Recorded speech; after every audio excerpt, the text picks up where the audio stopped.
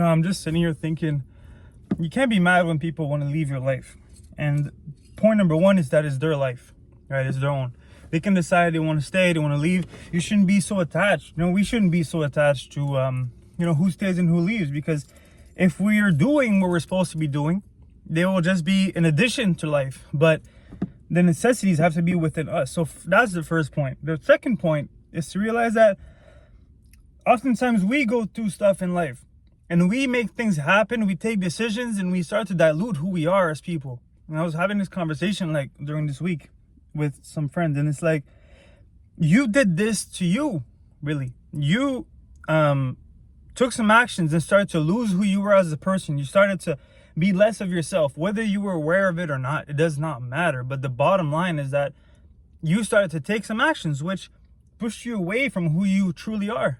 And if those decisions are made within ourselves, it's that, how can somebody else come and help us? You, for example, we can't go and help somebody else's problems, because bottom line is that the problems that they have with themselves are with themselves. We can't get in between that. It will serve no purpose. They will always go back to that state. Even if you were to give them answers which are temporary, even if you were to give them the guidance, but the application, the things that will make their life change will always be from the actual person, the individual itself, right? And so I just want to say that oftentimes we get caught up in this, like, oh, why did they leave? Why didn't they stick around? Why did this? Why did that?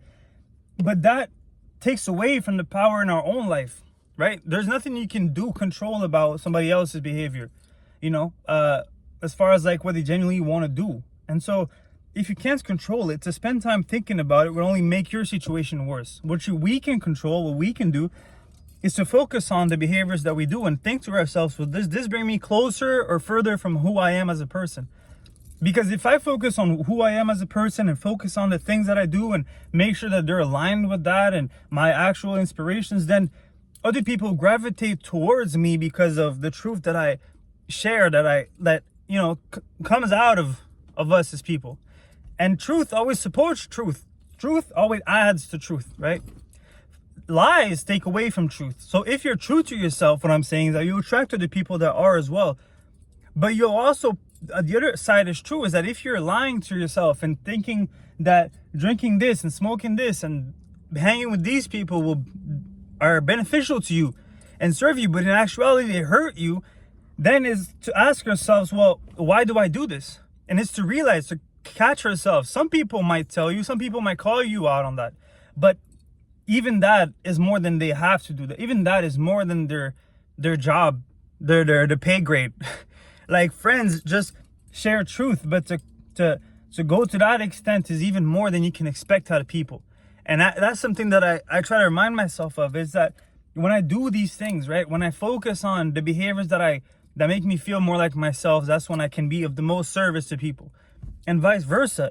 When people do what is the truth to them, act out of that and become more of themselves, the original version, the closer to that, then I feel like I'm understood just by how they act, just by how they move. And that's something that we see also on a bigger scale, celebrities and music. And we like people to be authentic. We like people to be true to themselves. And we support that. We support that continuously.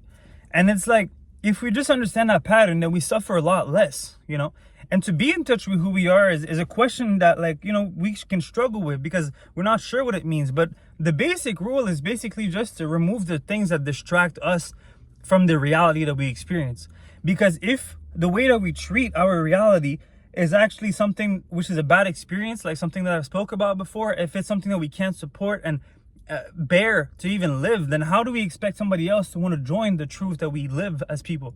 How do we expect for us to be comfortable around people when we are not comfortable around ourselves? We can't even face that. We have to take all these things, to do all these things to try to get away from that, to try to get away from looking at life for what it is.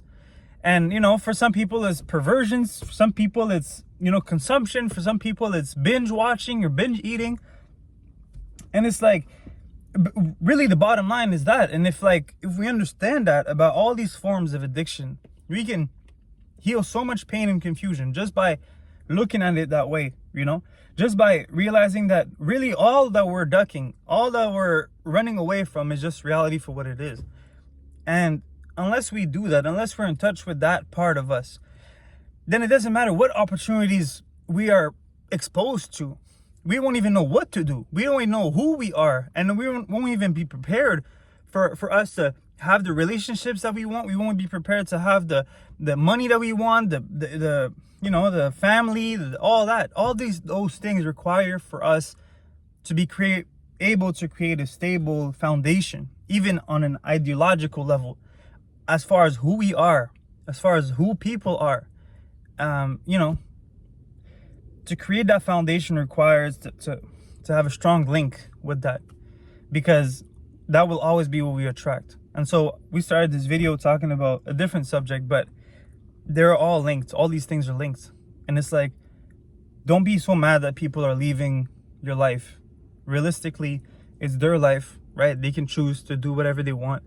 And the second question is the actual question which brings to us more power in our life and serves us and gives us a perspective which we can do something about this, is to think, well, what do I have to do with this? You know, what role did I play into my own life to create a space where I swayed away from who I was as a person? Because if I was more of myself, if I was more connected to that, then there would have been no reason for people to leave, right?